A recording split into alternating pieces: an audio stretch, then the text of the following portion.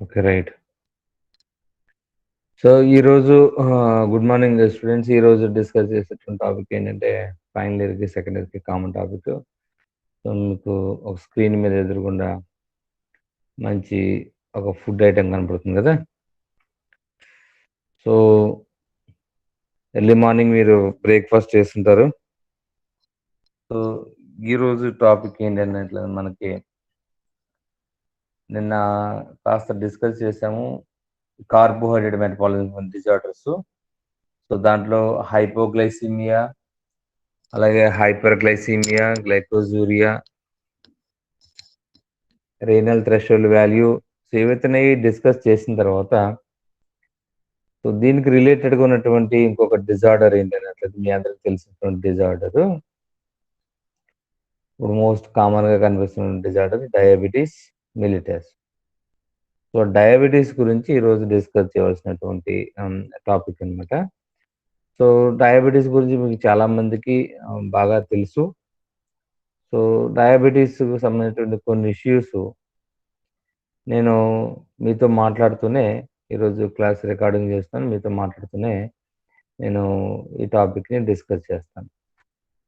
So, first ఏంటంటే మనకి నేను అడుగుతాను విషయాలను నాకు చెప్పండి. ఒకటి ఫస్టు హర్షిని నేను అడుగుతున్న వాళ్ళు రెస్పాండ్ అవ్వండి. So, Harshini yes sir. Okay. Right. ఇప్పుడు డయాబెటిస్ గురించి ఒక బేసిక్ థింగ్స్ నీకు తెలిసినటువంటి ఒక 2 ఇష్యూస్ చెప్పండి.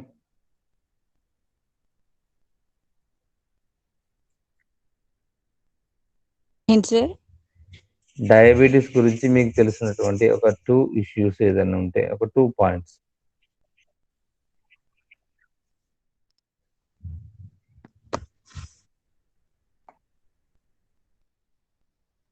డయాబెటీస్ లో హైపర్గ్లైసిమియా, హైపోగ్లైసిమియా ఉంటాయి సార్. హైపర్ అంటే ఎక్కువ ఉండడం సార్, హైపో అంటే తక్కువ ఉండడం సార్. షుగర్ ఏం లెవెల్స్ తక్కువ షుగర్ లెవెల్స్? అంటే నార్మల్ లెవెల్స్ ఎంత ఉండాలి?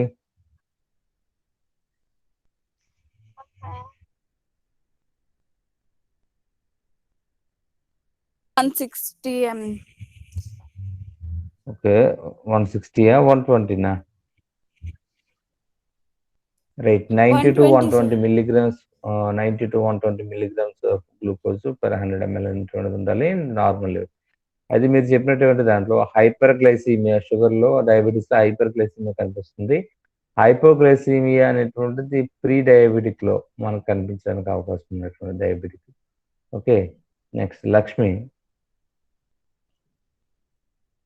Yes sir. డయాబెటిస్ గురించి ఏమైనా ఒక 2 sentences, 2 points or any 1 point.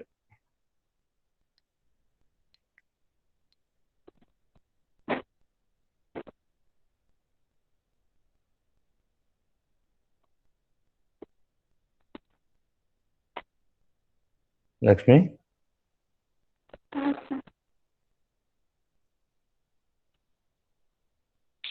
బాడీలో షుగర్ లెవెల్స్ తక్కువైనా ఎక్కువైనా డయాబెటీస్ అని వస్తాయి.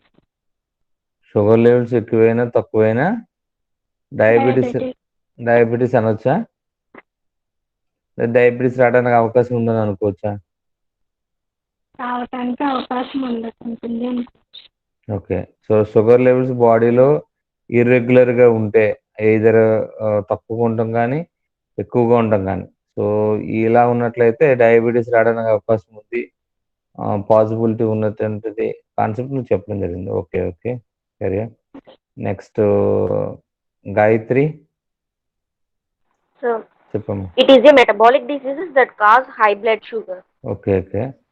So, it is a metabolic disorder. It's a metabolic disorder అంటే నార్మల్‌గా జరిగేటువంటి ఒక మెటబాలిజంలో ఒక ఆర్డర్‌లో జరిగేటువంటి ఒక మెటబాలిజంలో వచ్చేటువంటి disorder. So, okay. Right. Very good point. So, disorder it is a disorder not a disease. It is a disorder. Okay. Right. Next Priyanka.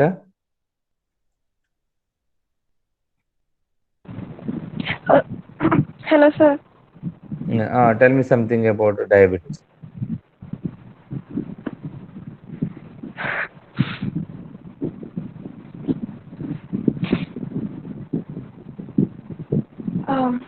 Glucose imbalance వల్ల డయాబెటీస్ వస్తుందా? సార్. డయాబెటీస్ వచ్చిన వాళ్ళకి గ్లూకోజ్ ఇన్బ్యాలెన్స్ ఉంటుందా?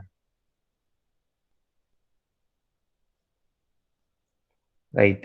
గ్లూకోజ్ ఇంబ్యాలెన్స్ వల్ల diabetes వస్తుంది. ఒక impairment of glucose concentrations maybe leads to diabetes. Okay, very good. Sahiti,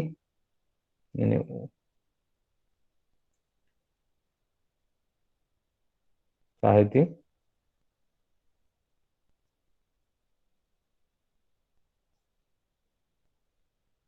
Sahiti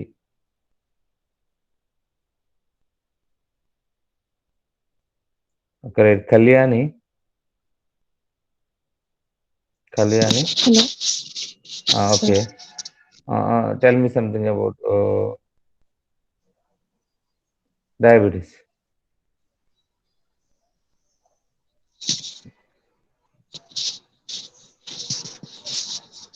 ఒక point diabetes. Diabetes వచ్చిన పేషెంట్లో మనం ఏ సిమ్టమ్ మనం మనం చూడవచ్చు?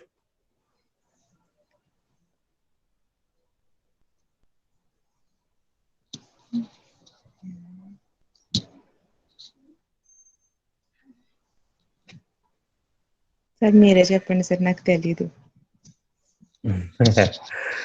అట్లా కాదు, ఏదో ఒక క్యారెక్టర్. సో వీళ్ళు డయాబెటిక్ అని అనడానికి ఎవరైనా మీరు చూస్తుంటారు కదా, డయాబెటిక్ పేషెంట్స్ ఎవరు అబ్జర్వ్ చేయలేదా? రిలేటివ్స్ లో కానీ లేదంటే తెలిసిన వాళ్ళు ఎవరు డయాబెటిక్ పేషెంట్? వాళ్ళకి ఏదన్నా దెబ్బ ఏదన్నా తగిలితే గమ్మని తగ్గదు sir sugar very good, patients. Very good, very good point, very good. So wound healing, ఏదైతే ఇంజరీ హీలింగ్ అనేటువంటి డిలే ద హీలింగ్. సో ఏదైనా దెబ్బ తగిలినప్పుడు అది తొందరగా తగ్గదు. Very good point. సో అది వన్ ఆఫ్ ద సిమ్టమ్ అనమాట, మనకి వాడుకునేటువంటి కాంప్లికేషన్ అనదర్ సిమ్టమ్. సో ఎర్లీగా మనం ఐడెంటిఫై చేయగలిగితే దానికి సిమ్టము. సో వన్స్ ఆన్సెట్ అయిన తర్వాత మనకు అది వెరీ బిగ్ కాంప్లికేషన్ అనమాట. సో వూండ్ హీలింగ్ అనేటువంటిది డిలే అవుతుంది. Next Reshmasri, sir good morning tell sir. Me something about good morning tell me something about diabetes. మన బ్లడ్ లో గ్లూకోజ్ లెవెల్స్ అనేవి ఎక్కువ ఉంటే అది మనకి హెల్త్ ప్రాబ్లమ్స్ రావడానికి ఎక్కువ ఓకే, ఉంటుంది సార్. ఓకే. అలా హెల్త్ ప్రాబ్లమ్స్ ఎక్కువగా వచ్చినప్పుడు ఆ హెల్త్ ప్రాబ్లమ్స్ వచ్చేటువంటిది డయాబెటీసే, ఇంకేమైనా ఉన్నాయా? డయాబెటీస్ వల్ల వచ్చేటువంటి కాంప్లికేషన్స్ ఏంటి? What are the complications due to the diabetes? Diabetes, sugar అప్పుడు చెప్పారు, డయాబెటీస్ అంటే ఏంటో చెప్పారు. సో డయాబెటీస్ వల్ల వచ్చేటువంటి కాంప్లికేషన్స్, ఒక కాంప్లికేషన్ చెప్పింది వూండ్ హీలింగ్. సో దెబ్బ తగిలి తొందరగా తగ్గదు వాళ్ళకి, డయాబెటిక్ పేషెంట్స్ అని చెప్పింది లక్ష్మి, సరే కళ్యాణి. సో ఇంకా ఏమైనా కాంప్లికేషన్స్ మీరు అబ్జర్వ్ చేయొచ్చా?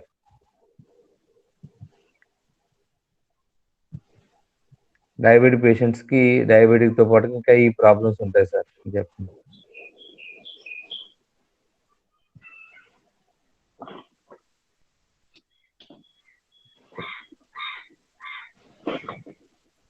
వెయిట్ పెరుగుతారు. ఫీవర్. ఓకే, ఏంటన్నారు? వెయిట్ గెయిన్ అవుతారా? అవుతారు కదా sir. Okay, okay, gaining of weight. Okay, next రాష్మశ్రీ.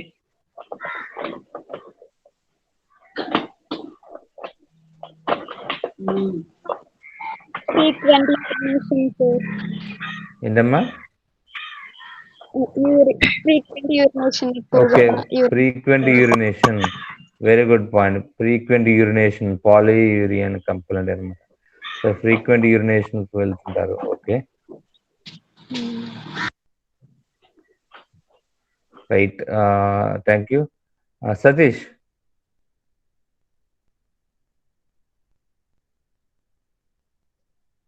Hello sir. Okay, good morning. Hello. ఇప్పుడు ఈ సార్ డయాబెటిక్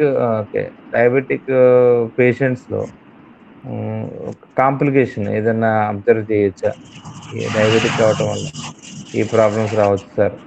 డయాబెటిక్ పేషెంట్స్ సరిగ్గా ట్రీట్మెంట్ చేయించుకోకపోతే ఈ ఈ విధంగా జరగడానికి అవకాశం ఉంది అని ఏదైనా ఒక పాయింట్ చెప్పండి.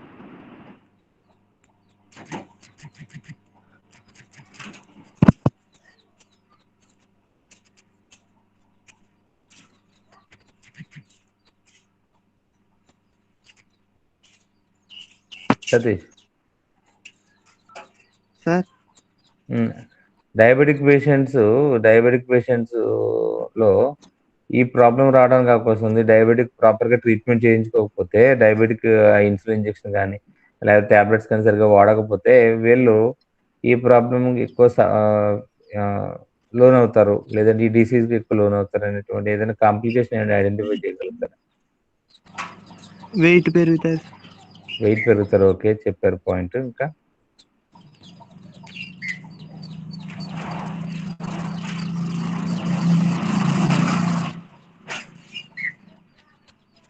ఇంకా చూస్తారు కదా పేషెంట్స్ని, డయాబెటిక్ పేషెంట్స్ చూస్తుంటారు కదా. సో షుగర్ వచ్చినటువంటి వాళ్ళు ఏ విధంగా ఉంటారు, వాళ్ళకి ఏమేం ప్రాబ్లమ్స్ వస్తున్నాయి? వీక్ గా అయిపోతారు సార్. అదే అస్తమాటు నీరస పడిపోతారు. Time very good, very good. Fatigue, so బాగా వీక్ గా ఉంటారు అనమాట. వీక్ గా ఉంటారు, ఓకే, వెరీ గుడ్, మంచిది. ఇంకా దెబ్బలు తగిలినా వాళ్ళు వెంటనే క్యూర్ అవ్వరు సార్. మనకులాగా టైం హీలింగ్ తక్కువ టైం పడుతుంది, ఓకే, మంచి పాయింట్ ఆల్రెడీ చెప్పారు. నెక్స్ట్, ఇంకా వాటితో పాటు వేరే కాంప్లికేషన్స్ ఏమైనా రావడానికి అవకాశం ఉంది? హంగర్, ఆకలి ఎక్కువ వేస్తుంది, ఓకే. బ్లడెడ్ విజన్ ఒకటి sir. Blurred vision, okay, very good. అంటే చూపు బాగా మందగిస్తుంది, బ్లర్రెడ్ విజన్ ఉంటుంది, ఓకే.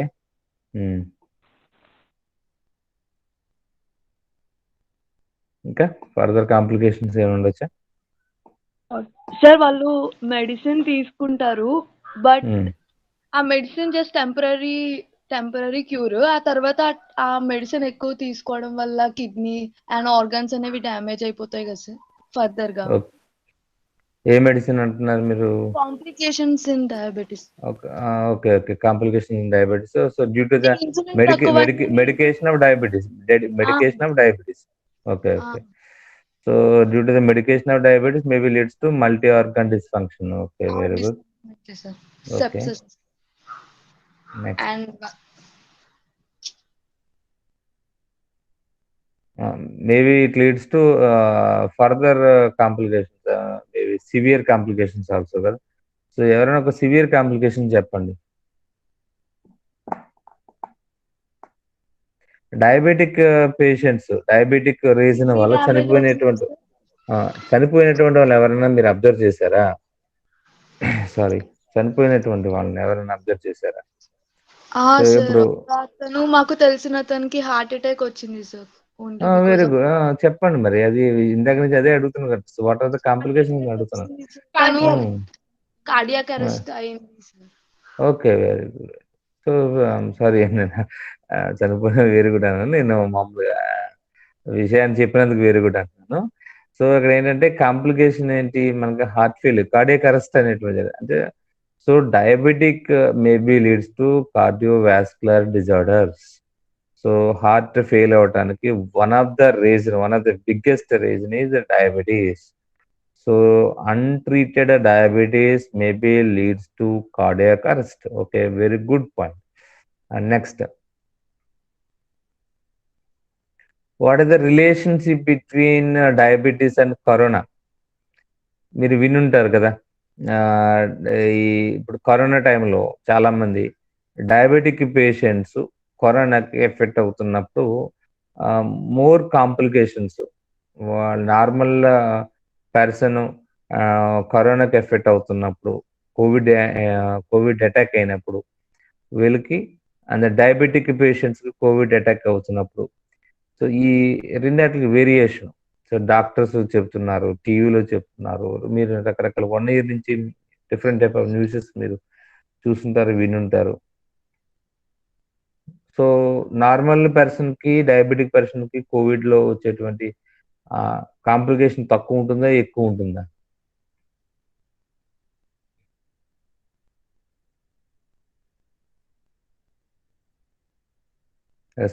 Please respond.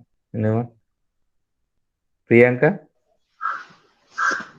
ఒక అనుష, చెప్పండి. అనుష, ఎక్కువ ఉంటుంది సార్. సో కోవిడ్ యొక్క ఎఫెక్ట్ ఏదైతే ఉన్నదో అది ఎక్కువగా డయాబెటిక్ పేషెంట్లు ఎక్కువగా ఉంటుంది.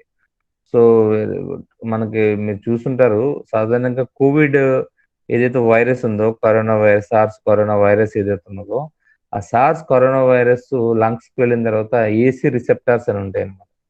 ఆ ఏసీ రిసెప్టార్స్ బైండ్ అయ్యి వాటిలో మా లోపలికి ఎంటర్ అవడానికి ప్రయత్నం చేస్తుంది. సో అటువంటి టైంలో ఈ డయాబెటిక్ పేషెంట్స్కి విషయం ఏంటంటే, హైపర్ టెన్షన్ పేషెంట్స్, ఐబీపీ పేషెంట్స్కి అండ్ దెన్ డయాబెటిక్ పేషెంట్స్కి ఏసీ రిసెప్టార్స్ ఎక్కువగా సెన్సిస్ అవుతాయి.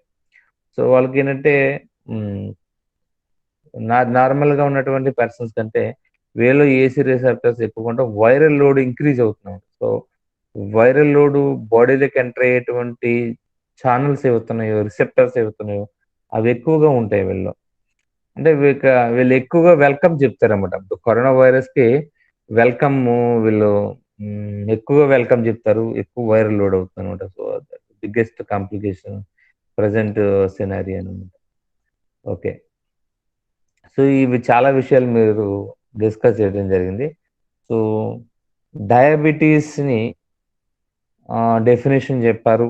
So improper imbalance of blood sugar levels అన్నారు, మెటబాలిక్ డిజార్డర్ అన్నారు. ఇవన్నీ కూడా డయాబెటిక్ డెఫినేషన్స్ మనం చెప్పుకోవచ్చు. So disorder of carbohydrate metabolism. So right. So డయాబెటీస్ని మీరు ఎవరైనా ఒకరు రెస్పాండ్ అయ్యి డయాబెటీస్ని క్లాసిఫై చేయగలుగుతారా? డయాబెటీస్ని క్లాసిఫై చేయగలుగుతారా?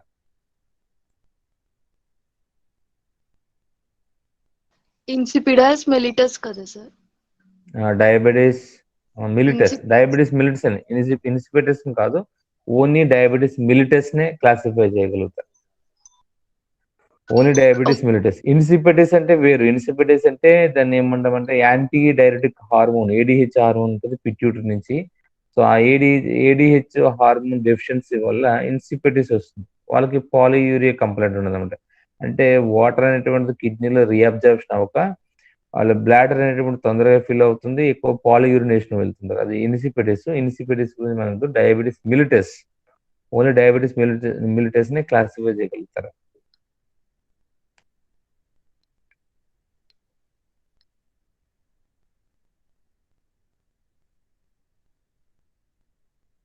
రైట్, చెప్పండి ప్రియాంక.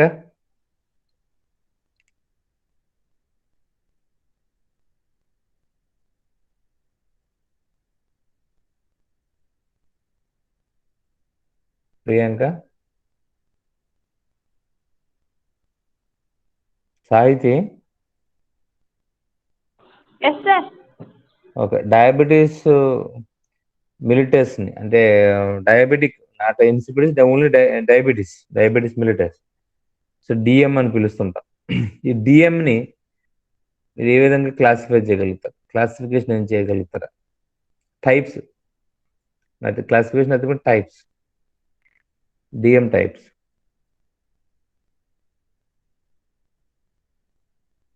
సార్ చేస్తారు సార్.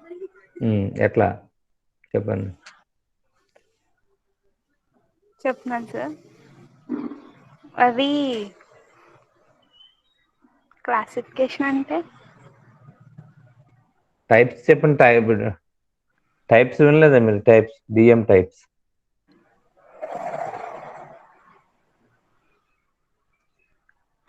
విన్నాను సార్. చెప్పండి మరి. 2 ఎక్కడ టైప్స్ డౌట్ ఉంది? ఉంటాయి. ఓకే, ఒక 2 టైప్స్. ఓకే, చెప్పండి. అది బ్లడ్ షుగర్ మీద డిపెండ్ అయి ఉంటుంది సార్.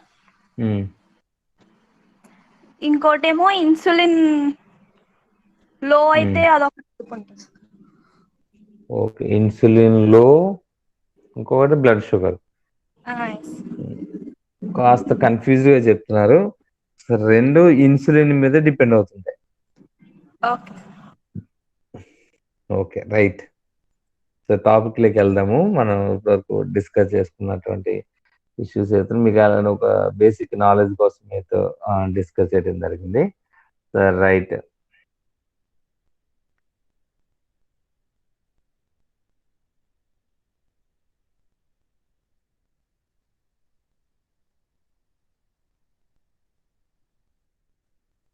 సో సాధారణంగా మీకు ఒక విషయం చెప్తాను చూడండి.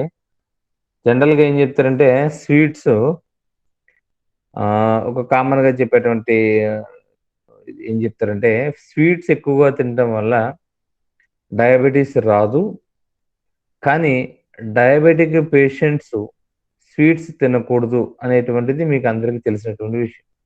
ఇది అందరూ చెప్తుంటారు. అంటే సాధారణంగా ఎవరింటికైనా వెళ్ళామనుకోండి, స్వీట్ పెట్టారనుకోండి, నాకు స్వీట్ ఇష్టం లేదు, లేదు స్వీట్ తినండి అని అన్నాం అనుకోండి, ఇమీడియట్గా ఏం చేస్తారంటే మీకు షుగర్ ఉన్నదా అని అడుగుతా. లేదని అన్నాను, షుగర్ లేదు స్వీట్స్ తినండి, దానికి ఏమన్నా స్వీట్స్ తిన్నంత మాత్రం షుగర్ రాదు, షుగర్ ఉన్న వాళ్ళు స్వీట్ తినకూడదు కాబట్టి ప్రాబ్లం లేదు స్వీట్స్ తినండి అని అంటారు. ఇది అందరికీ తెలిసినట్టు. కానీ ఎవరైతే స్వీట్స్ ఎక్కువగా తింటారో, ఎవరైతే చాక్లెట్స్ ఎక్కువగా తింటారో, ఎవరైతే ఈ ఈ ఫాస్ట్ ఫుడ్స్ లైక్ కనపడుతున్నాయి కదా మనకి, సో ఈ స్వీట్ ఉన్నటువంటి లేదా హై కార్బోహైడ్రేట్ ఉన్నటువంటి ఫుడ్ ఎక్కువగా ఎవరైతే కన్జ్యూమ్ చేస్తారో, మేబీ వాళ్ళు కొంత సర్టెన్ ఏజ్కి వచ్చిన తర్వాత మేబీ వాళ్ళు డయాబెటిక్ అవడానికి 90% ఛాన్సెస్ ఉన్నాయి. సో ఎందుకు అవుతుంది అలాగన్నట్లయితే మీకు ఆల్రెడీ నిన్న ఎస్టర్డే క్లాస్లో చెప్పడం జరిగింది. సో డయాబెటిక్ అవడానికి కారణం ఏంటంటే ఆల్రెడీ మెటబాలిక్ డిజార్డర్ అని చెప్పేసాను. ఎందుకు మెటబాలిక్ డిజార్డర్ అయింది అన్నట్లయితే ల్యాక్ ఆఫ్ ఇన్సులిన్ అని చెప్పేసాను. సో ఇన్సులిన్ ఏదైతే ఉన్నదో, ఇన్సులిన్ ప్యాంక్రియాస్ యొక్క స్ట్రక్చర్ చూసినట్లయితే ప్యాంక్రియాస్ ఇస్ ఏ బైఫంక్షనల్ ఆర్గాన్. మనకి ఎండోక్రైన్ ఫంక్షన్, ఎక్సోక్రైన్ ఫంక్షన్ రెండాటిని చేస్తుంది. అయితే దీంట్లో ఉన్నటువంటి ఎండోక్రైన్ ఫంక్షన్లో మనకి 3 టైప్ ఆఫ్ సెల్స్ ఉంటాయి మేజర్గా: alpha cells, beta cells and delta cells అని చెప్పేసి. సో దీంట్లో ఈ బీటా సెల్స్ ఏవైతున్నాయో అది ప్యాంక్రియాస్ యొక్క స్ట్రక్చర్ ఇంకా చెప్పాలంటే మీకు ఐలెట్స్ ఆఫ్ లాంగర్హాన్స్ అని పిలుస్తుంటారు కదా, ఐలెట్ సెల్స్ అని పిలుస్తుంటారు.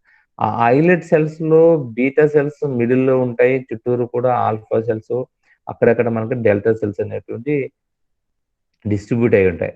ఈ బీటా సెల్స్ అనేటువంటివి ప్రొడ్యూస్ చేసేటువంటి ఇన్సులిన్ ఏదైతే ఉన్నదో, ఈ ఇన్సులిన్ లో వచ్చేటువంటి ఇంపైర్మెంట్ అనమాట. అంటే సో కొంతమందికి ఇన్సులిన్ అసలు ప్రొడ్యూస్ కాదు, చిన్నప్పటి నుంచి ఇన్సులిన్ ప్రొడ్యూస్ కాదు, లేదా కొంత సర్టెన్ ఏజ్ వచ్చిన తర్వాత ఇన్సులిన్ ప్రొడ్యూషన్ ఆగిపోతుంది, లేదా సమ్ అదర్ కాంప్లికేషన్స్ వల్ల ఇన్సులిన్ ప్రొడక్షన్ ఆగిపోతుంది.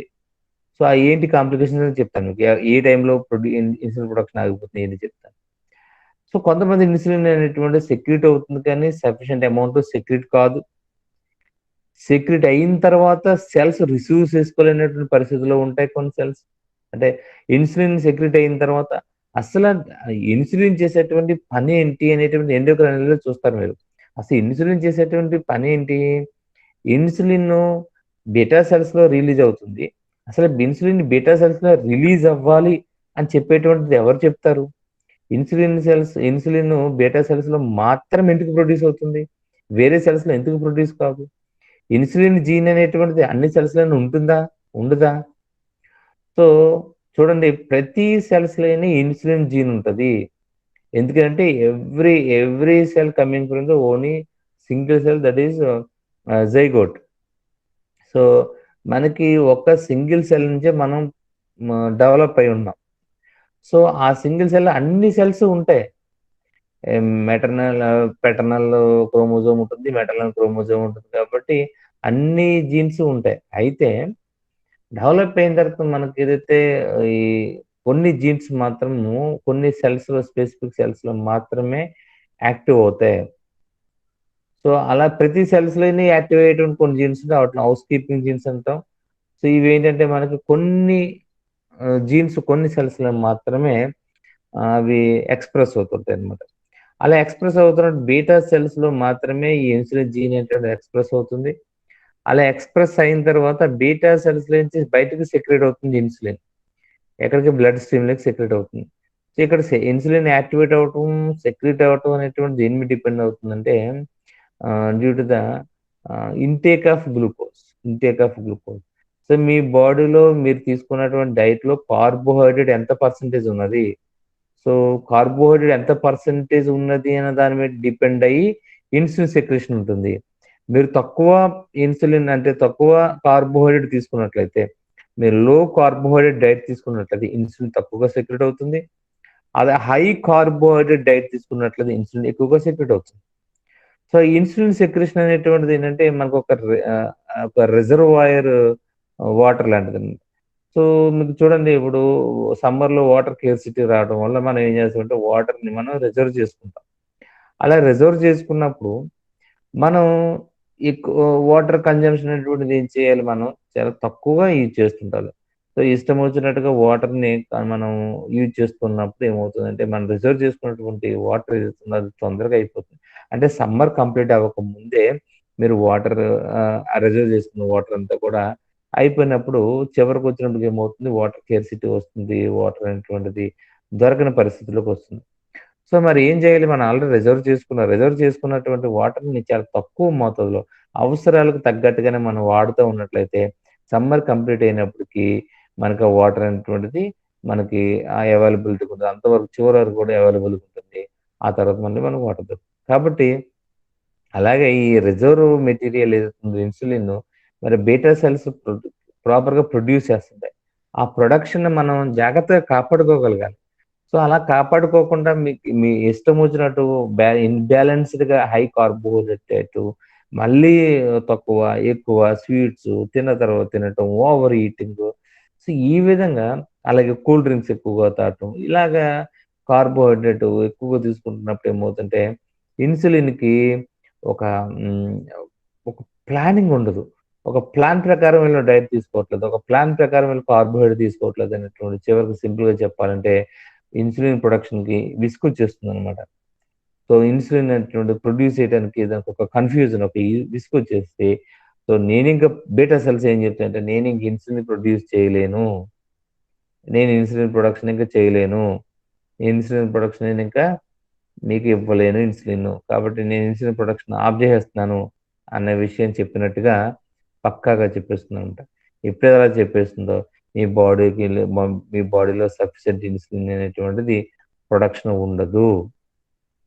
సింపుల్గా మీకు అర్థమయ్యే లాంగ్వేజ్లో మీకు మనం చెప్పుకున్నాం. సెల్స్ కూడా అలా మాట్లాడుకుంటే మాట్లాడుకునేటువంటి that is nothing but cell signalling. So ఆ విధంగా అవి చేసినప్పుడు మనకు డయాబెటీస్ రావడానికి అవకాశం. కాబట్టి ఖచ్చితంగా స్వీట్స్ ఎక్కువ తిన్నటువంటి వాళ్ళకి మేబీ ఫ్యూచర్లో డయాబెటీస్ రావడానికి అవకాశం ఉంది. కాబట్టి సో స్వీట్ కన్జంప్షన్ అనేటువంటి తగ్గించండి. చాక్లెట్స్, స్వీట్స్, ఈ జంక్ ఫుడ్స్, హై కార్బోహైడ్రేట్ అనేటువంటి తగ్గించుకున్నట్లయితే ఈ డయాబెటిక్ అవ్వకుండా ఉంటుంది కదా. అలాగే మీకు ఏంటంటే చాలా మందికి గర్ల్స్కి పీసీఓడి కంప్లైంట్ ఉంటుంది, పాలిసిస్టిక్ ఓవరీ సిండ్రోమ్ అంటాము, పాలిసిస్టిక్ ఓవరీ డిసీజ్ అని పిలుస్తాము. సో వీటిలో వీళ్ళకి ఉన్నటువంటి కాంప్లికేషన్స్లో వన్ ఆఫ్ ద కాంప్లికేషన్ ఏంటంటే డయాబెటిక్ అని. సో వీళ్ళకి పీసీఓఎస్ ఉన్నటువంటి వాళ్ళు చాలా మంది డయాబెటిక్ అవడానికి అవకాశం ఉంటుంది అనమాట. సో కాబట్టి వీళ్ళు ఖచ్చితంగా ఫుడ్ హ్యాబిట్స్ని చాలా చేంజ్ చేసుకోవాల్సిన అవసరం ఉంటుంది, చాలా బ్యాలెన్స్డ్ ఫుడ్ హ్యాబిట్స్ తీసుకోవాల్సిన అవసరం ఉంటుంది. పీసీఓఎస్ ఉన్నటువంటి వాళ్ళు రెగ్యులర్ ఎక్సర్సైజ్ చేయవలసిన అవసరం ఉంటుంది. పీసీఓఎస్కి one of the biggest complication ఏంటంటే they are diabetic, they become to diabetic.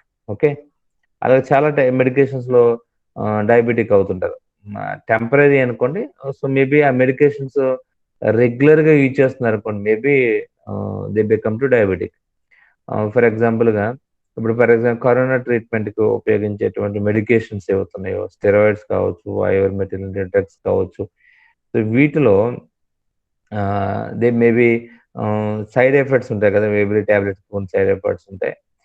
So ఇవి ఏం చేస్తుంటే మన బాడీలో ఈ కార్టికాయిడ్స్, స్టెరాయిడ్ హార్మోన్స్ ఇవి మరి ఆర్టిఫిషియల్గా తీసుకుంటున్నాం కాబట్టి వీటి వల్ల ఏమవుతుందంటే హైపర్ గ్లైసిమిక్ కండిషన్ క్రియేట్ అవుతుంది. అందుకే మీకు కరోనా ట్రీట్మెంట్లో షుగర్ ఉన్నటువంటి already diabetic patient corona treatment ఇస్తున్నప్పుడు ఖచ్చితంగా ట్రీట్మెంట్ సమయంలో so they are diabetic patients అనే విషయం ఖచ్చితంగా డాక్టర్స్కి తెలియవలసిన విషయం అవసరం ఉంటుంది. ఎందుకంటే వాళ్ళు ఇన్సులిన్ డోస్ కానీ లేదంటే వాళ్ళకి షుగర్ ట్యాబ్లెట్స్ ఏవైతున్నాయో మెట్ఫార్మిన్ ట్యాబ్లెట్స్ వాడుతుంటారు, ఆ మెట్ఫార్మిన్ ట్యాబ్లెట్ యొక్క డోస్ ఇంక్రీజ్ చేయవలసిన అవసరం ఉంటుంది అనమాట కరోనా పేషెంట్స్లో, డయాబెటిక్ కరోనిక్ పేషెంట్స్లో.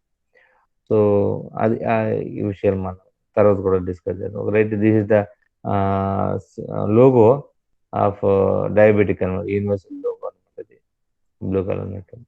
రైట్. సో ఈరోజు introduction, types, symptoms, complications, pathology అని చెప్పుకుందాము. ఏ విధంగా డయాబెటీస్ మేనేజ్ చేయొచ్చు అనుకుంటున్నారు. సో ఫస్ట్ స్లైడ్ చూడండి. Diabetes mellitus is a group of metabolic diseases where in which there are high blood sugar levels over prolonged period.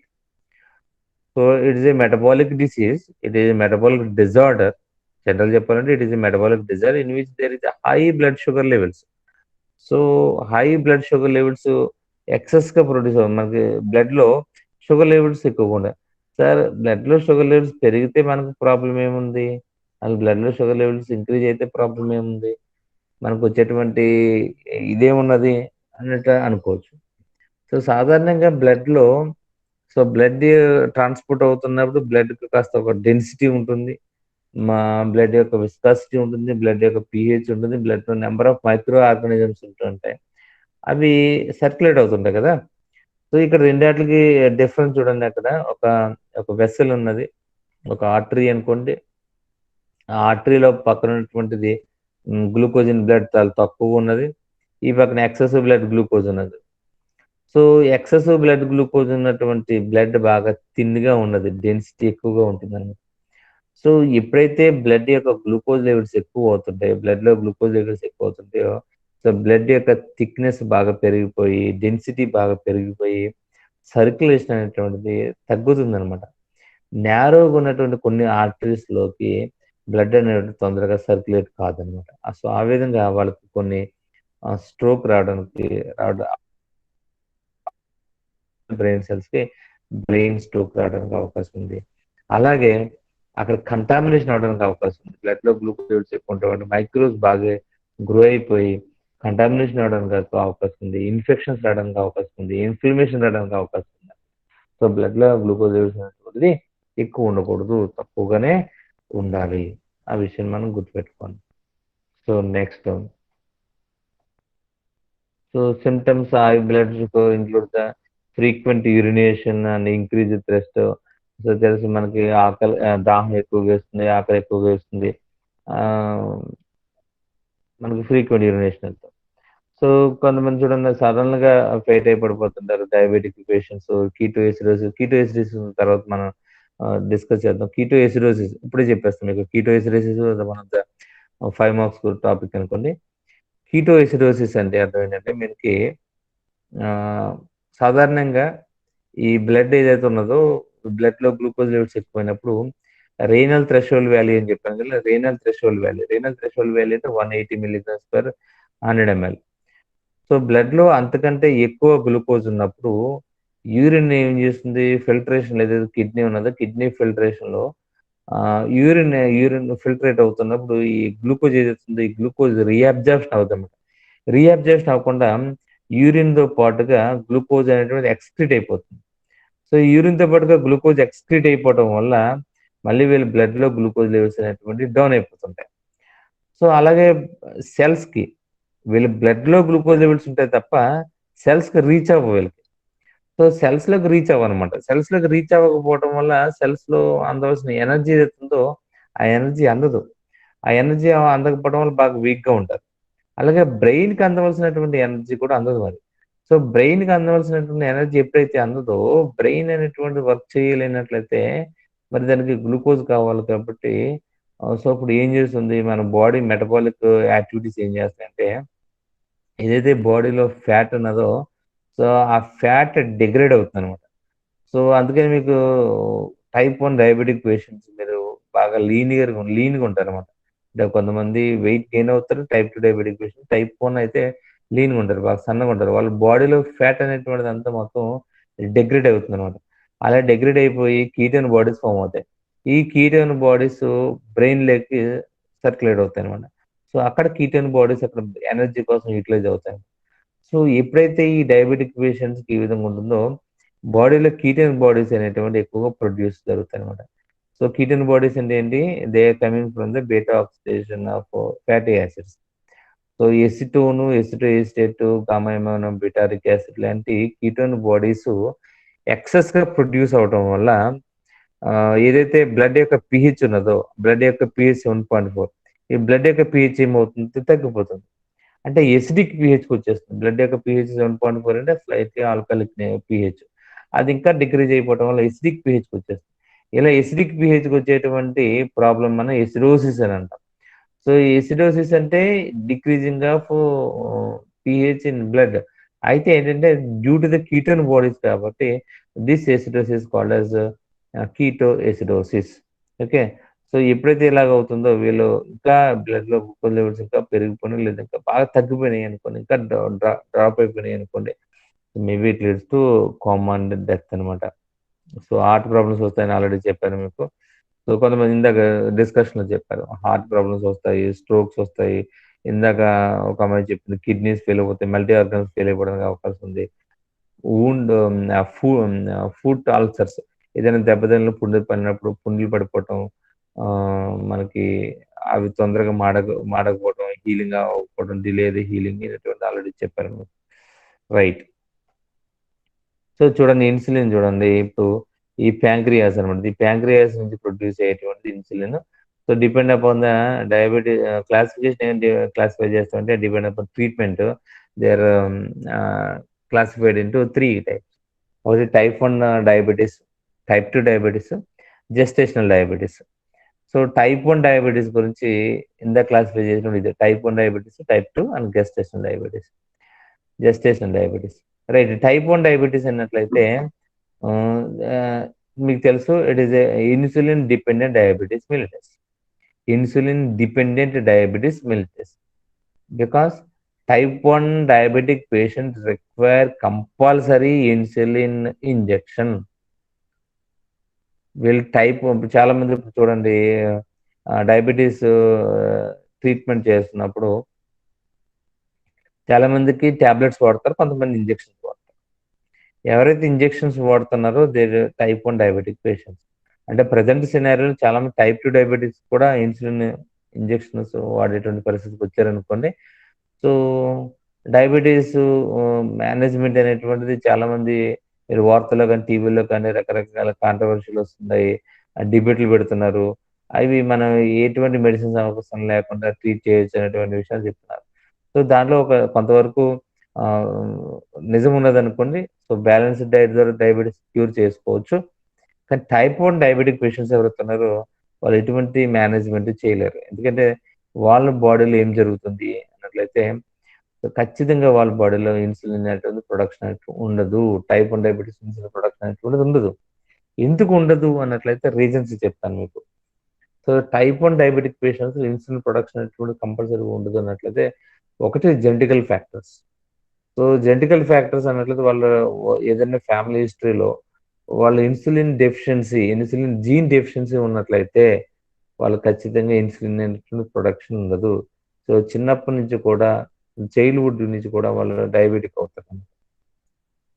type 2 అంటే ఇప్పుడు ఒక 35-40 years వచ్చిందాక ఎవరైనా sugar వచ్చింది అనుకోండి, వాళ్ళు ఖచ్చితంగా type 2 ఉంటారు. అలాగని చెప్పి type 1 వాళ్ళ టైంలో రాదంటే కొన్ని కాంప్లికేషన్స్ వాళ్ళ type 1 కూడా ఆ టైంలో వస్తుంది, చెప్తాను మీకు అది. అయితే type 1 వాళ్ళకి ఖచ్చితంగా ఇన్సులిన్ అంతగా అవసరం అన్నట్లయితే వీళ్ళకి ఇన్సులిన్ అనేటువంటి ఖచ్చితంగా ప్రొడ్యూస్ కాదు due to the deficiency of insulin gene or auto immune diseases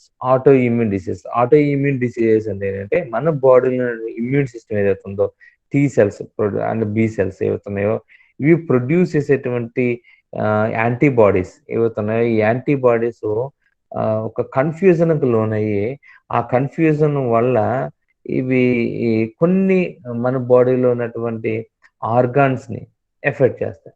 so దాంట్లో ఎండోక్రైన్ ఆర్గాన్స్ బేసిక్గా ఆటోఇమ్యూన్ డిసీజెస్కి ఎక్కువ ఎఫెక్ట్ అవుతుంది. సో దాంట్లో ఫస్ట్ ఏంటంటే థైరాయిడ్ గ్లాండ్ కూడా ఆటోఇమ్యూన్ డిసీజెస్కి ఎక్కువ ఎఫెక్ట్ అవుతుంది. రెండవది ప్యాంక్రియాస్ అనమాట. సో ప్యాంక్రియాస్ సెల్స్ని అంటే బీటా సెల్స్ని ఈ మన బాడీలో ప్రొడ్యూస్ అయ్యేటువంటి యాంటీబాడీస్ అటాక్ చేయటం వల్ల బీటా సెల్స్ అనేటువంటి డ్యామేజ్ అయిపోతాయి. అలా బీటా సెల్స్ ఎప్పుడైతే డ్యామేజ్ అయిపోయానో వాళ్ళ బాడీలో అనేటువంటిది ప్రొడ్యూస్ కాదు. అలాగే ఈ ప్యాంక్రియాస్ ఏమవుతుందంటే కొంతమందికి ప్యాంక్రియాటైటిస్ అంటే ప్యాంక్రియాటిక్ ఇన్ఫెక్షన్స్ రావడానికి అవకాశం ఉంది. కొన్ని వైరల్ ఇన్ఫెక్షన్స్ కావచ్చు, బ్యాక్టీరియల్ ఇన్ఫెక్షన్స్ కావచ్చు, మెడికేషన్స్ వల్ల కానీ ప్యాంక్రియాస్ అనేటువంటి డ్యామేజ్ అవుతుంది. ప్యాంక్రియాస్ అనేటువంటి ఇన్ఫెక్షన్ లోన్ అవుతుంది. తద్వారా ఏమవుతుందంటే వాళ్ళ బాడీలో ఇన్సులిన్ ప్రొడక్షన్ అనేటువంటిది ఆగిపోతుంది. వాళ్ళు ఖచ్చితంగా టైప్ 1లోకి వస్తారు. అలాగే కొన్ని సర్జికల్ ప్రాసెస్లో కూడా ఈ ప్యాంక్రియాస్ అనేది ఇన్ఫెక్ట్ అవుతుంది. పోస్ట్ సర్జికల్ కాంప్లికేషన్స్లో ప్యాంక్రియాస్ అనేటువంటి ఇన్ఫెక్ట్ అవుతుంది అనమాట. అలాగే వైరల్ ఇన్ఫెక్షన్స్లో కూడా మరి ప్యాంక్రియాస్ అనేది ఇన్ఫెక్ట్ అవుతుంది. Like next pancreatic carcinoma, pancreatic క్యాన్సర్స్లో కూడా మరి ప్యాంక్రియాటిక్ సెల్స్ డ్యామేజ్ అవటం వల్ల మరి ప్యాంక్రియాస్లో ప్రొడ్యూస్ అవ్వాల్సిన ఇన్సులిన్ ప్రొడ్యూస్ కాకపోవడం వల్ల కూడా వీళ్ళు టైప్ 1 డయాబెటిక్ పేషెంట్స్ అవుతారు.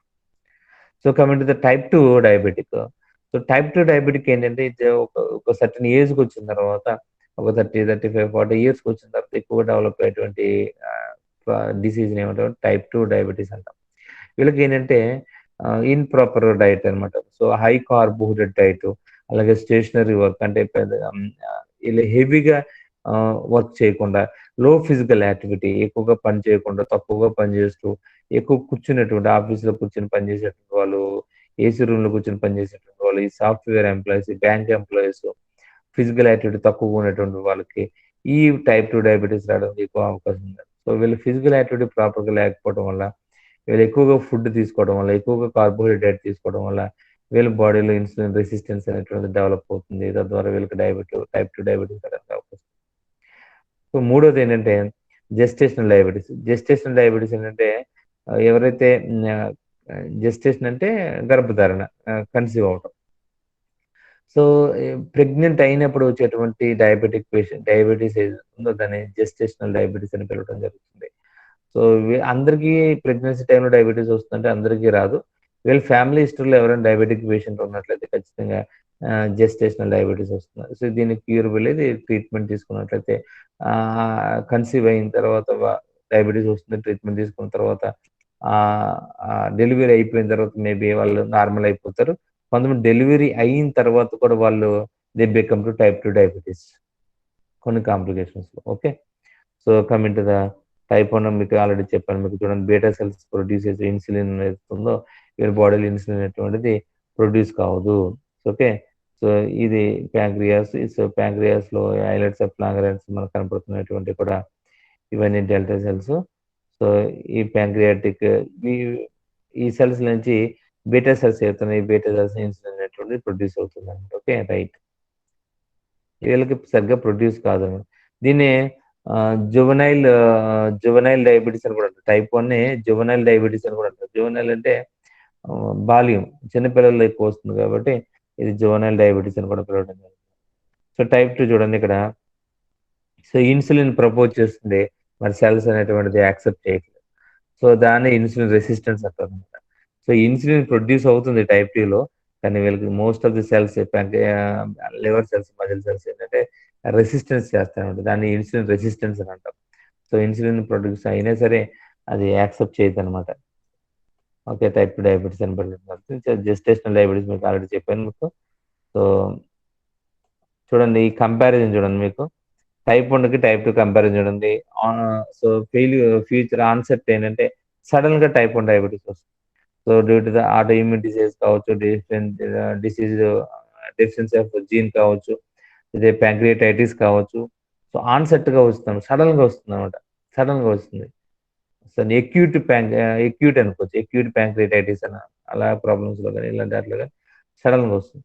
అదే టైప్ 2 అనుకోండి గ్రాడ్యువల్ గా ఉంటుంది అనమాట. అంటే తెలుస్తుంది ముందుగా హైపోగ్లైసిమిక్ కండిషన్ వస్తుంది, తర్వాత హైపర్ గ్లైసిమిక్ కండిషన్ వస్తుంది, తర్వాత ప్రీ డయాబెటిక్ కండిషన్ వస్తుంది, ఆ తర్వాత డయాబెటిక్ అవుతారు. సో ఇవన్నీ గ్రాడ్యువల్ గా మనం గమనించుకున్నట్లయితే, ట్రీట్మెంట్ తీసుకున్నట్లయితే డయాబెటిక్ అవ్వకుండా కూడా వీళ్ళు జాగ్రత్త పడవచ్చు. సో ఏజ్ ఏంటంటే టైప్ 1 చిల్డ్రన్స్ లో వస్తుంది, టైప్ 2 ఏమో మోస్ట్లీ అడల్ట్స్ లో కూడా వస్తుంది, అడల్ట్స్ లోనే వస్తుంది ఎక్కువగా. సో తర్వాత బాడీ సైజ్ చూసినట్లయితే టైప్ 1 వాళ్ళు తిన్నుగా ఉంటారు, సన్నగా ఉంటారు, నార్మల్గా ఉండొచ్చు. టైప్ 2 అయితే మాత్రం ఖచ్చితంగా ఓవర్ వెయిట్ ఉంటుంది, వాళ్ళు లావుకుంటారు. కీటోఎసిడోసిస్, టైప్ 1 కీటోఎసిడోసిస్ కామన్ గా కనిపించేటువంటిది కీటోఎసిడోసిస్. టైప్ 2 వాళ్ళకి రేర్ గా కనపడుతుంది కీటోఎసిడోసిస్. సో ఆటో యాంటీబాడీస్ చెప్పాను, auto immune diseases. So usual గా టైప్ 1 వాళ్ళకి ఆటో ఇమ్యూన్ డిసీజెస్ ఉన్నట్టు ఖచ్చితంగా ఈ బీటా సెల్స్ యాంటీబాడీస్ అనేటువంటి కనపడుతుంటాయి. టైప్ 2 వాళ్ళకి ఆ ప్రాబ్లం ఉండదు, అది దాంట్లో యాంటీబాడీస్ కనపడదు. So endogenous insulin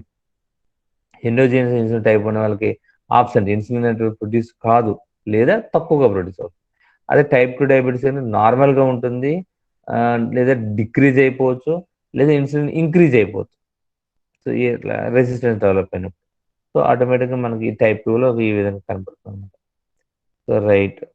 so coming to the identical twins అనేట్లయితే టైప్ 1 90% మనకి ఈ పాసిబిలిటీ కనబడుతుంది.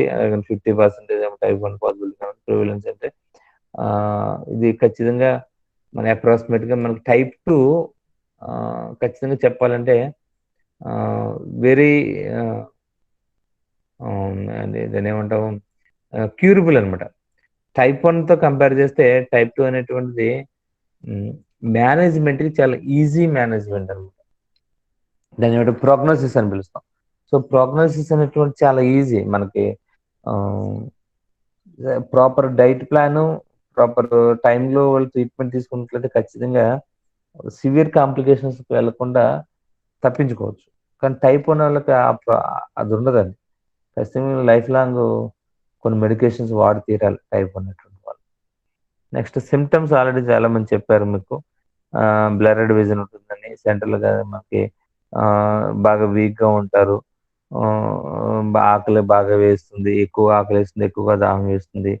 సో బ్రీత్ అనేటువంటిది స్మెల్ వస్తుంది, ఎస్టోన్ స్మెల్ వస్తుంది అన్నమాట మీకు బ్రీత్లో. అలాగే ఎక్కువగా వెయిట్ లాస్ అవుతుంటారు, రెస్పిరేటరీ ప్రాబ్లమ్స్ వస్తుంటాయి, గ్యాస్ట్రిక్ ప్రాబ్లమ్స్ వస్తాయి, వామిటింగ్ సెన్సేషన్, అబ్డామినల్ పెయిన్ వస్తుంది, పాలియూరియా కంప్లైంట్, ఇవన్నీ కూడా సింటమ్స్ మీకు తెలుసు. సో ఇదే స్లైడ్లో మీకు సింటమ్స్ కనపడుతుంది. సడన్గా ఎక్సెస్ ఎక్కువగా స్లీప్ పడుకుంటారు, ఎక్కువగా పడుకోవడానికి ఇష్టపడతారు, ఎక్కువగా నీరసంగా ఉంటారు, వెయిట్ గెయిన్ అవుతారు. ఓకే, నెక్స్ట్ ఏమంటే ఇది ఆల్రెడీ చెప్పాను, ఇవన్నీ సింటమ్స్ సంబంధించి. What are the risk factors? So risk factors ఏంటి? టైప్ 1 కానీ టైప్ 2 కానీ రిస్క్ ఫ్యాక్టర్స్ ఏంటి అనట్లేదు. మనకి స్ట్రోక్స్ రావడం, బ్రెయిన్ స్ట్రోక్స్ రావడానికి అవకాశం ఉంటుంది. అలాగే ఐ ఇన్ఫెక్షన్స్, మీకు బ్లర్రెడ్ విజన్ అది ఎక్కువైనది అనుకోండి, కంటికి సంబంధించినటువంటి ప్రాబ్లమ్స్, డయాబెటిక్ రెటినోపతి అని పిలుస్తాము, కంటికి సంబంధించినటువంటి ప్రాబ్లమ్స్ వస్తుంటాయి, కార్డియోవాస్కులర్ డిసీజెస్ వస్తుంటాయి. సో హార్ట్ ప్రాబ్లమ్స్కి డయాబెటిక్ ఇది వన్ ఆఫ్ ద రీజన్ అనమాట. హార్ట్ ప్రాబ్లమ్కి రావడానికి డయాబెటిక్, హైపర్ టెన్షన్ ఈ రెండు కలిసి ఉన్నట్లయితే హార్ట్ ప్రాబ్లంకి ఎక్కువ రావడానికి అవకాశం ఉంది. అలాగే కిడ్నీస్ ఫెయిల్ అవడానికి అవకాశం ఉంది. సో డయాబెటిక్ మళ్ళీ ప్రాపర్గా మెడికేషన్ వాడకపోతే కిడ్నీస్ కూడా ఫెయిల్ అవడానికి అవకాశం ఉంది. అలాగే డయాబెటిక్ న్యూరోపతి, న్యూరాన్ సంబంధించినటువంటి డిసీజెస్ రావడానికి అవకాశం ఉంది, న్యూరాన్స్ దెబ్బతినడానికి అవకాశం ఉంది. ఓకే, సో ప్రాపర్ అలాగే మస్కులర్, సో మజిల్ కూడా వేస్ట్, చాలా మందికి మజిల్ వేస్ట్ అవుతుందండి, మజిల్స్ వేస్ట్ అవుతుంది. చెప్తే మీకు పిక్చర్ చూపిస్తాను. సో అదర్ కాంప్లికేషన్స్ అంటే బ్లడ్ వెజల్స్ డ్యామేజ్ అవుతాయి, కిడ్నీస్ డ్యామేజ్ అవుతాయి, ఐస్ డ్యామేజ్ అవుతాయి. ఆల్రెడీ ఇవన్నీ కూడా మీకు ఇప్పుడు చెప్పడం జరిగింది. సో చూడండి ఈ కాంప్లికేషన్ చూడండి మీకు డయాబెటిక్. సో ఫుడ్ అల్సర్స్ అనమాట. సో కాళ్ళలో మీకు అల్సర్స్ వస్తుంటాయి. ఆ అల్సర్స్ పుండ్లు ఏర్పడిపోయి మనకి అది గాయటర్ కింద మారటం, గాయటర్ కింద మారినప్పుడు అక్కడ ఉన్నటువంటి ఎక్కడైతే అక్కడ డ్యామేజ్ అవుతుందో ఆ డ్యామేజ్ అయినటువంటి ఏరియా అది మెల్లిగా పైకి వస్తుంది. అంటే ముందు ఫింగర్స్ డ్యామేజ్ అవుతాయి అనుకోండి, ఆ ఫింగర్ రిమూవ్ చేసేవాల్సి వస్తుంది. అది రిమూవ్ చేయకుండా దాన్ని అలాగే ఉంచినట్లయితే కాల్ రిమూవ్ చేసేయవలసి వస్తుంది. సో అది గాయటర్ కింద మారిపోవడానికి అవకాశం ఉంటుంది. సో అల్సర్స్ అలా వూండ్ హీలింగ్ తొందరగా తగ్గకుండా దాన్ని డిలే చేసినట్లయితే చాలా ఎక్కువగా వాళ్ళు ఎఫెక్ట్ అవుతుంటారు అనమాట. సో తర్వాత మనకి చూడండి మజిల్ వేస్ట్ అయిపోతుంది అనమాట. కండరాలు అనేటువంటి వీక్ అయిపోయి స్కిన్ అనేటువంటి వేలాడుతున్నట్టుగా కనబడుతుంటుంది. నెక్స్ట్ పెథాలజీ చూసినట్లయితే సాధారణంగా బ్లడ్లో మనకి ఇన్సులిన్ అనేటువంటిది ప్రొడక్షన్ అయిన తర్వాత ఇన్సులిన్ ఎక్కడ చేరుతుంది? మనకి సాధారణంగా లివర్ సెల్స్కి, మజిల్ సెల్స్కి రీచ్ అవుతుంది. So liver cells muscle cells reach అయిన తర్వాత అక్కడ ఉన్న ఇన్సులిన్ రిసెప్టర్ ఏదైతే ఇన్సులిన్ రిసెప్టర్ రిసీవ్ చేసుకునే సిగ్నల్స్ని దాని తర్వాత మనకి అక్కడ మెటబాలిక్ పాత్వేస్ ఏవవుతున్నాయో గ్లైకోజన్ సింథసిస్ కావచ్చు, గ్లూకోనియోజన్స్ బ్రేక్ చేయడం కావచ్చు, ఇవన్నీ వాటిని యాక్టివేట్ చేస్తుంది. సో మరి రిసెప్టార్స్ ఎప్పుడైతే బ్లాక్ అయిపోతాయో అప్పుడు ఇన్సులిన్ రెసిస్టెన్స్ అనేటువంటి డెవలప్ అవుతుంది అనమాట. Okay right. సో లివర్ ఏదైతే ఉందో లివర్లో మనకి ఇన్సులిన్ అనేటువంటిది వెళ్తుంది. ఇన్సులిన్ లివర్ సెల్స్లో ఏవైతే ఇన్సులిన్ రిసెప్టర్స్ ఉన్నాయో అవి రిసీవ్ చేసుకుంటున్నారు. సో రిసీవ్ చేసుకున్న తర్వాత గ్లైకోజన్ అనేటువంటి సింథసిస్ అవుతుంది. సింథసిస్ అయిన తర్వాత గ్లైకోజన్ ఎప్పుడు బ్రేక్ డౌన్ అవుతుంది అన్నట్లయితే సాధారణంగా ఎప్పుడైతే హైపోగ్లైసెమిక్ కండిషన్ వస్తుంది, ఎప్పుడైతే గ్లూకోజ్ లెవెల్స్ అవసరం అవుతాయి అప్పుడు బ్రేక్ డౌన్ అవుతుంది. సో అప్పుడు గ్లూకోజ్ అనేటువంటిది రిలీజ్ అవుతుంది గ్లైకోజన్ నుంచి. So break down of glycogen can storage from the glucose found in the liver. అది ఇన్సులిన్ చేసేటువంటి పని డైరెక్ట్. అలాగే గ్లూకోనియోజెన్సిస్ ని స్టాప్ చేస్తుంది. గ్లూకోనియోజెన్సిస్ ఏంటంటే synthesis of glucose from the non carbohydrate sources, దాని సింథసిస్ ని బ్రేక్ చేస్తుంది. కానీ ఎప్పుడైతే ఇన్సులిన్ ప్రొడక్షన్ తగ్గిపోతుందో గ్లూకోనియోజెన్సిస్ కూడా యాక్టివేట్ అయిపోతుంది. అంటే అదర్ కార్బోహైడ్రేట్ సోర్సెస్ కూడా గ్లూకోజ్ తయారైపోతుంది. సో అప్పుడు కూడా హైపర్ గ్లైసెమిక్ కండిషన్ మనకు కనపడుతుంది. అంటే గ్లూకోజ్ లెవెల్స్ ఇంకా రైజ్ అయిపోవడానికి అవకాశం ఉంది. The insulin plays a critical role in balancing glucose levels in the body. It can inhibit the breakdown of glycogen or process of gluconeogenesis. ఇప్పుడు చెప్పినటువంటి విషయం. It can stimulate the transport of glucose into the muscle cells. Okay, so it stimulates the glucose transport of glucose. So glucose transporter proteins ఉంటాయి, ఆ transporter proteins ని activate చేస్తాయి. So తద్వారా ఏమవుతుంటే blood లో ఉన్న గ్లూకోజ్ సెల్స్ లోకి వెళ్తుంది. ఎప్పుడైతే ఇన్సులిన్ డెఫిషియన్సీ ఉంటుందో ఇది బ్లడ్ లోనే ఉండిపోతుంది తప్ప గ్లూకోజ్ సెల్స్ లోకి రీచ్ అవుతుంది. తర్వాత it can stimulate the storage of glucose from the in the form of glycogen. So insulin beta cells ని సెక్రెట్ అవుతుంది. స్లైడ్లో మీకు ఆల్రెడీ చెప్పాను మీకు ఎక్కడ నుంచి సెక్రెట్ అవుతుంది. సో ఇక్కడ చూడండి ఒక ఫ్లో చార్ట్ ఇవ్వడం జరిగింది. If the amount of insulin available is insufficient, if the cells respond poorly to effect of insulin, if the insulin itself is defective. So insulin తక్కువగా ప్రొడ్యూస్ అవటం కానీ, ఇన్సులిన్ రెసిస్టెన్స్ ఉండటం కానీ, ఇన్సులిన్ అలా produce కాకపోవడం వల్ల కానీ ఏం జరుగుతుంది, then glucose will not be absorbed properly by the body cells. Glucose అనేటువంటి బాడీ సెల్స్ లోకి ప్రాపర్గా అబ్జార్బ్ కాదు. అబ్జార్బ్ కాకపోతే ఏం జరుగుతుంది, next the net effect of persistently high levels of glucose, blood glucose, poor protein synthesis and break down the fat storage. So ఎప్పుడైతే blood లో ఉన్నటువంటి గ్లూకోజ్ బాడీ సెల్స్ లోకి వెళ్తూ ఆడు ప్రోటీన్ సింథసిస్ తక్కువగా జరుగుతుంది, ఫ్యాట్ అనేటువంటిది బ్రేక్ డౌన్ అవుతుంది, బీటా ఆక్సిడేషన్ అవుతుంది. అలా బీటా ఆక్సిడేషన్ జరగడం వల్ల కీటోన్ బాడీస్ ప్రొడ్యూస్ అయితే ఇట్ లీడ్స్ టు ఎసిడోసిస్ అని అంటాం, acidosis. Okay, so when the glucose concentration in the blood remains high, then kidney reach the threshold value, then there is no reabsorption, then is glycosuria. Okay, so blood లో glucose levels పెరిగిపోయినప్పుడు reabsorption ఉండదు. Reabsorption లేకపోతే glucose అనేటువంటి urine ద్వారా excrete అయిపోతుంది, దాన్ని glucosuria అంటాం. Okay, polyuria complaint కనపడుతుంది, increase the fluid loss, body నుంచి ఫ్లూయిడ్ అంతా లాస్ అయిపోతుంది, వాటర్ అంటే ఉండదు. దానివల్ల ఏమవుతుంది, వీళ్ళకి ఎక్కువగా దాహం వేస్తుంది, డిహైడ్రేషన్ వస్తుంది. Okay right. Type 1 diabetes already మీకు చెప్పాను కదా, మీకు ఏమవుతుంది టైప్ 1 లో మీకు కొంతమందికి ఆటో ఇమ్యూన్ డిసీజెస్ వస్తుంది చెప్పాను కదా, ఆటో ఇమ్యూన్ డిసీజెస్ వల్ల కూడా టైప్ 1 డయాబెటీస్ రావడానికి అవకాశం ఉంది ఇన్సులిన్ డెఫిషియన్సీ. ఇది auto immune disease, T cells auto immune diseases అంటారు, T cell mediated auto immune disease. Auto immune disease రావడానికి కారణం ఏంటి సార్? ఆటో ఇమ్యూన్ డిసీజ్ మన బాడీలో ఉన్న యాంటీబాడీస్ మనల్ని ఎందుకు అటాక్ చేస్తాయంటే there is no specific reason. కొంత రీజన్ ఏంటంటే గ్లూటెన్ అని చెప్పేసి మనకి ఇంటెస్టైన్ లో డైజెస్ట్ కానిటువంటి ప్రోటీన్ ఉంటుంది. మనకు కొన్ని వీట్ ఫ్లోర్ లో మనకి ఎక్కువ ఈ ప్రోటీన్ కనపడుతుంది, గ్లూటెన్ అనే ప్రోటీన్. ఇది డైజెస్ట్ కాదనమాట. అటువంటి ప్రోటీన్ తీసుకున్నప్పుడు కూడా ఈ ఆటో ఇమ్యూన్ డిసీజ్ రావడానికి అవకాశం ఉందని కొన్ని రీసెర్చెస్ చెప్తున్నాయి. సో కొన్ని రీసెర్చెస్ అంటే మల్టీ డ్రగ్స్ అనమాట, ఈ యాంటీబాడీస్ ఎక్కువగా యాంటీబయాటిక్స్ ఎక్కువగా యూజ్ చేయడం వల్ల కూడా ప్రొడక్షన్ ఆఫ్ యాంటీబాడీస్ ఏవవుతున్నాయి, T cells B cells confuse అవుతుంటాయి.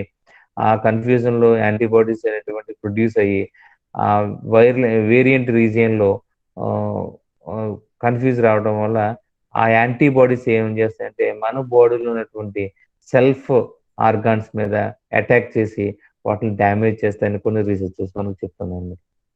Okay right. Type 1 diabetes childrens లో వస్తుంది, దాని జువెనైల్ డయాబెటీస్ జరగడం జరుగుతుంది. ఇవన్నీ కూడా మీకు ఆల్రెడీ ప్రీవియస్ గా చెప్పడం జరిగింది. సో HLA మనకి హ్యూమన్ ల్యూకోసైట్ యాంటిజెన్ ఉంటుందండి, ఇది ఎక్కువగా ఈ టైప్ 1 డయాబెటిక్ లో కనపడుతుంది, HLA యాంటిజెన్. ఓకే, సో ఈ హ్యూమన్ ల్యూకోసైట్ యాంటిజెన్. అలాగే గ్లూటెన్ ఎక్కువగా తీసుకున్నటువంటి వాళ్ళకి టైప్ 1 డయాబెటీస్ రావడానికి అవకాశం ఉంది ఖచ్చితంగా. సో టైప్ 2లో ఇన్సులిన్ రెసిస్టెన్స్ ఉంటుంది. ఇన్సులిన్ రెసిస్టెన్స్లో ఇన్సులిన్ రిసెప్టర్ అనేటువంటిది సాధారణంగా రెస్పాండ్ కాదనమాట. ఓకే, టైప్ 2 డయాబెటీస్కు ఒబిసిటీ వస్తుంది, లో physical activity, poor diet, stress type రావడానికి కారణాలు అనమాట. ఒబిసిటీ పేషెంట్స్ ఖచ్చితంగా టైప్ 2 డయాబెటీస్ రావడానికి అవకాశం ఉంది. లో ఫిజికల్ యాక్టివిటీ ఉన్నటువంటి వాళ్ళకి టైప్ 2 డయాబెటీస్ రావడానికి అవకాశం ఉంది. Poor diet in the sense high carbohydrate, లో ప్రోటీన్ డైట్ అనమాట. అలాగే స్ట్రెస్, అది ఫిజికల్ మెంటల్ స్ట్రెస్ అనమాట. చూడండి, ఎక్కువ ఈ సిటీస్లో ఉన్నటువంటి మెట్రోపాలిటన్ సిటీస్లో ఉన్నటువంటి ఎక్కువ టైప్ 2 డయాబెటీస్కి ఎక్కువ ఎఫెక్ట్ ఉంటారు. వాళ్ళకు ఉన్నటువంటి ఎన్విరాన్మెంట్ కానీ, వాళ్ళకు ఉన్నటువంటి వర్క్ స్ట్రెస్ కానీ, సైకలాజికల్ స్ట్రెస్ కానీ, ఇవి maybe it leads to type 2 diabetes. Okay, so type 2 diabetes ఇంకా అదర్ ఫ్యాక్టర్స్ ఏంటంటే షుగర్ ఉన్నటువంటి డ్రింక్స్, స్వీట్ డ్రింక్స్ ఎక్కువ తాగటం, అలాగే సాచురేటెడ్ ఫ్యాట్స్ ఉన్నటువంటి వాళ్ళు ఎక్కువగా తీసుకోవటము, అలాగే ఎక్కువ కార్బోహైడ్రేట్ తీసుకోవడం వాళ్ళు కూడా, ఎక్సర్సైజ్ తక్కువ చేసేటువంటి వాళ్ళు కూడా టైప్ 2 డయాబెటీస్ రావడానికి అవకాశం. జెస్టేషనల్ డయాబెటీస్కి వచ్చినప్పటికి సాధారణంగా ఈ ప్రెగ్నెన్సీ టైంలో చెప్పాను కదా ఆల్రెడీ ప్రీవియస్గా ఎవరికైనా డయాబెటిక్ వాళ్ళ ఫ్యామిలీ హిస్టరీ ఉన్నట్లయితే ఈ జెస్టేషనల్ డయాబెటీస్ రావడానికి అవకాశం ఉంది. అది మోస్ట్లీ క్యూర్ అవుతుంది. ప్రెగ్నెన్సీ కంప్లీట్ అయిపోయిన తర్వాత క్యూర్ అవుతుంది. చాలా మందిలో ఒక 10 to 20% మేబీ వాళ్ళు టైప్ 2 డయాబెటీస్ అయిపోతారు, కానీ 80% అయితే వాళ్ళు క్యూర్ అవ్వడానికి అవకాశం, మేనేజ్ చేసుకోవచ్చు. ఇన్ కేసు వాళ్ళు మేనేజ్ చేసుకోలేని పరిస్థితులు ఏమవుతుందంటే వీళ్ళకి కొన్ని రిస్క్ ఉంటుంది అనమాట. ఈ డెలివరీ టైంలో కొంత రిస్క్ ఫ్యాక్టర్ ఉంటుంది వాళ్ళకి. బ్లడ్లో గ్లూకోజ్ లెవెల్స్ ఎక్కువ అవడం వల్ల వాళ్ళు దాన్ని మేనేజ్ చేసుకోలేకపోతే బేబీ అనేటువంటి సరిగ్గా ప్రాపర్గా గ్రోత్ అవ్వదు, వెయిట్ పెరిగిపోతుంటారు. అలాగే వాళ్ళ ఎక్స్ట్రా గ్లూకోజ్ బాడీలో చేరిపోవడం వల్ల హై బర్త్ వెయిట్ ఉంటుంది అనమాట. అంటే పుట్టవలసినటువంటి పిల్లలు ఒక 2.5 kgs ఉండాలనుకోండి, 4 kgs 5 kgs వెయిట్లో వాళ్ళు పుడతారు. అలాగే వాళ్ళకి కొంతమందికి హార్ట్ డిఫెక్ట్ రావడానికి అవకాశం ఉంది. సెంట్రల్ నర్వస్ సిస్టంలో అబ్నార్మలిటీస్ ఐడెంటిఫై చేయొచ్చు. స్కెలిటల్ అనేటువంటిది ప్రాపర్గా గ్రోత్ అవ్వదు, మజిల్స్ అనేటువంటివి మాల్ ఫార్మేషన్స్ జరుగుతుంది. చిల్డ్రన్స్ అది బేబీలో లోపల గర్భ సంచిలో ఉన్నటువంటి బేబీలో జరిగేటువంటి కాంప్లికేషన్స్ అనమాట. అలాగే రెస్పిరేటరీ స్ట్రెస్ రావడానికి అవకాశం ఉంటుంది వాళ్ళకి. అటువంటి టైంలో వాళ్ళ ఆల్వియరీ సెల్స్ అనేవి షింక్ అయిపోతుంటాయి. అలాగే బ్లడ్ సెల్స్ అనేటువంటి డిస్ట్రక్షన్ జరుగుతుంది. సో కాబట్టి ఎవరైతే ఈ జెస్టేషనల్ డయాబెటిక్ పేషెంట్స్ ఉన్నారో వాళ్ళకి చాలా కేర్ తీసుకోవాల్సిన అవసరం ఉంటుంది అనమాట. లోపల ఉన్నటువంటి బేబీ విషయంలో సరిగ్గా ప్రాపర్గా కేర్ తీసుకోకపోతే డెలివరీ టైంలో వాళ్ళు మదర్ చనిపోవడానికి అవకాశం ఉంది, పేరెంటల్ డెత్కి ఎక్కువ అవకాశం ఉంటుంది. ఓకే, తర్వాత డెలివరీ కూడా చాలా టఫ్ అవుతుంది అనమాట. డెలివరీ కూడా చాలా టఫ్ అవుతుంది. అండ్ దెన్ సిజేరియన్ ఖచ్చితంగా చేయవలసిన సిజేరియన్ చేయవలసిన అవసరం ఉంటుంది.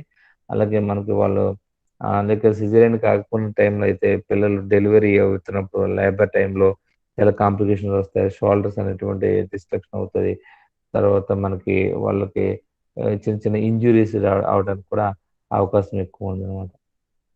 Okay, so this is total overall manifestation మనకు అవసరం లేదు. సో టోటల్గా మనకు తెలిసినటువంటి కాన్సెప్ట్ ఇది డయాబెటీస్. ఇది మీకు ఏం చెప్పానంటే టైప్ 1 డయాబెటీస్ గురించి చెప్పాను, టైప్ 2 డయాబెటీస్ చెప్పాను, జెస్టేషనల్ డయాబెటీస్ గురించి చెప్పాను. సో ఇప్పటివరకు డయాబెటీస్ కాంప్లికేషన్ చెప్పాను. అసలు డయాబెటిక్ ఏ విధంగా ఐడెంటిఫై చేసి what are the diagnostic methods అన్నట్లయితే మనకి ఎప్పుడైతే అనుమానం వస్తుందో మనకి ఇది ఫ్రీక్వెంట్ యూరినేషన్ వెళ్తున్నాము, ఎక్కువ నీరసంగా ఉంటుంది, ఎక్కువగా అలసటగా ఉంటుంది, ఎక్కువ పని చేయలేకపోతున్నాం అని అనిపించినప్పుడు ఈ మేబీ కొన్ని సిమ్టమ్స్గా కనపడుతున్నాయి అని అనుకున్నప్పుడు ఖచ్చితంగా డయాగ్నోసిస్కి వెళ్ళాలి. So what are the diagnosis methods అని చూసినట్లయితే సాధారణంగా మనకు బాడీలో ఫస్ట్ ఏంటంటే ఫాస్టింగ్ బ్లడ్ షుగర్ తెలుసు కదా మీకు. ఫాస్టింగ్ బ్లడ్ షుగర్ చూస్తాం. ఎర్లీ మార్నింగ్ ఏమి తినకుండా వెళ్ళి ల్యాబ్కి వెళ్ళి ఫాస్టింగ్ బ్లడ్ షుగర్ చూసుకున్నట్లయితే ఫాస్టింగ్ బ్లడ్ షుగర్ ఏదైతే ఉందో వాళ్ళకు నార్మల్గా అయితే less than or equal to 100 ఏదైతే ఉందో అంతకంటే తక్కువ లేదా 100 వరకు ఉండొచ్చు. సో ఇది fasting blood sugar. So pre diabetic patients 100 నుంచి అబౌవ్ 100 అనమాట, 100, 120, 125 ఇట్లా ఉంటుంది అనమాట ప్రీ డయాబెటిక్ పేషెంట్స్. అప్పుడే మనం తగినటువంటి చర్యలు తీసుకున్నట్లయితే వాళ్ళు డయాబెటిక్ అవ్వకుండా ఉంటారు. సో కంప్లీట్ డయాబెటిక్ పేషెంట్స్ అయితే వారు గ్రేటర్ దెన్ 126 ఉంటారు అనమాట ఫాస్టింగ్ బ్లడ్ షుగర్. ఇది ఫాస్టింగ్ బ్లడ్ షుగర్ చూడవచ్చు. అలాగే రెండవది మనకి పోస్ట్ మీల్ బ్లడ్ షుగర్ అని పిలుస్తాం. Post meal blood sugar. Post meal blood sugar అంటే టిఫిన్ చేసిన తర్వాత ఒక గంట పోయిన తర్వాత, లేదా భోజనం చేసిన తర్వాత ఒక గంట పోయిన తర్వాత బ్లడ్ షుగర్ లెవెల్స్ కూడా చెక్ చేసుకోవచ్చు. అలాగే హెచ్బిఏ1సి అని ఉంటుంది. హెచ్బిఏ1సి అంటే గ్లైకోసిలేటెడ్ హిమోగ్లోబిన్ అంటాం. అంటే బ్లడ్ లో ఉన్నటువంటి గ్లూకోజ్ కాకుండా ఆర్బీస్ లో ఉన్న గ్లూకోజ్, ఆర్బీస్ లో హిమోగ్లోబిన్ తో కలిసినటువంటి గ్లూకోజ్ టెస్ట్ కూడా ఉంటుంది. దాన్ని హెచ్బిఏ1సి అంటాం. హెచ్బిఏ1సి నార్మల్ గా అయితే 5.7 ఉంటుంది, అందుకంటే తక్కువ ఉండొచ్చు. ప్రీ డయాబెటిక్ పేషెంట్ కి 5.7 నుంచి 6.4 వరకు ఉంటుంది. అంతకంటే ఎక్కువ ఉన్నట్లయితే వీళ్ళు డయాబెటిక్ అనవచ్చు. సో సాధారణంగా ముందు ఫాస్టింగ్ బ్లడ్ షుగర్ చూస్తారు, తర్వాత పోస్ట్ మీల్ బ్లడ్ షుగర్ చూస్తారు. ఆ తర్వాత కొంచెం ఎక్సెస్కి వెళ్ళాలంటే హెచ్బిఏ1సి టెస్ట్ కూడా చేసుకోవచ్చు. హెచ్బిఏ1సి టెస్ట్ తర్వాత ఇంకా టెస్ట్ ఏంటంటే ఓరల్ గ్లూకోజ్ టాలరెన్స్ టెస్ట్ అంటాం. జీటీటీ, గ్లూకోజ్ టాలరెన్స్ టెస్ట్ అంటాం. ఈ గ్లూకోజ్ టాలరెన్స్ టెస్ట్ ఎలా చేస్తారంటే మనకి early hours, first of all ఏంటంటే మనకి ముందు రోజు నైట్ అనేటువంటిది మనం ఏం చేయాలంటే ఎర్లీగా ఫుడ్ తీసుకుని, అంటే మనం నైట్ టైము లైట్ మీల్ ఎర్లీగా ఫుడ్ తీసుకుని నిద్రపోయిన తర్వాత మార్నింగ్ అవర్స్ మనం ల్యాబ్కి వెళ్ళాలి. మార్నింగ్ అవర్స్ ల్యాబ్కి వెళ్ళినప్పుడు ఎటువంటి ఫుడ్ తీసుకోకుండా ఫాస్టింగ్లో వెళ్ళినప్పుడు వాళ్ళు ఏం చేస్తారంటే ఫాస్టింగ్ బ్లడ్ షుగర్ చూస్తారు. ఫాస్టింగ్ బ్లడ్ షుగర్ చూసిన తర్వాత ఎంత వెయిట్ ఉన్నారో చూసి ఆ వెయిట్కి తగ్గట్టు 1 గ్రామ్ గ్లూకోజ్ అనేటువంటి వాళ్ళకి ఇవ్వడం జరుగుతుంది అనమాట ఓరల్గా. సో 1 గ్రామ్ ఆఫ్ గ్లూకోజ్ అంటే 1 kgs, ఒక 50 kgs ఉన్నారు, 50 grams ఆఫ్ గ్లూకోజ్ ఇన్ వాటర్లో డిజాల్వ్ చేసి అలాగే ఇచ్చిన తర్వాత ఎవ్రీ హాఫ్ అన్ అవర్ లేదా 1 అవర్ లేదా 2 hours ఒకసారి ఖచ్చితంగా ఎవ్రీ 1 hour ఖచ్చితంగా గ్లూకోజ్ లెవెల్స్ చూడాలన్నమాట. లేదా కొంతమందికి హాఫ్ అన్ అవర్ కూడా చూస్తారు. సో ప్రతి 1 hour కి బ్లడ్ లో ఉన్నటువంటి గ్లూకోజ్ లెవెల్స్ ఎలా ఉన్నాయి, అలాగే యూరిన్ లో గ్లూకోజ్ ఎక్స్క్రీట్ అవుతుందా అనేటువంటి ప్రతి 1 hour కి 3 hours చొప్పున 3 times బ్లడ్ షుగర్ తీసుకుంటారు. అలాగే యూరిన్ షుగర్ కూడా ఐడెంటిఫై చేస్తారు.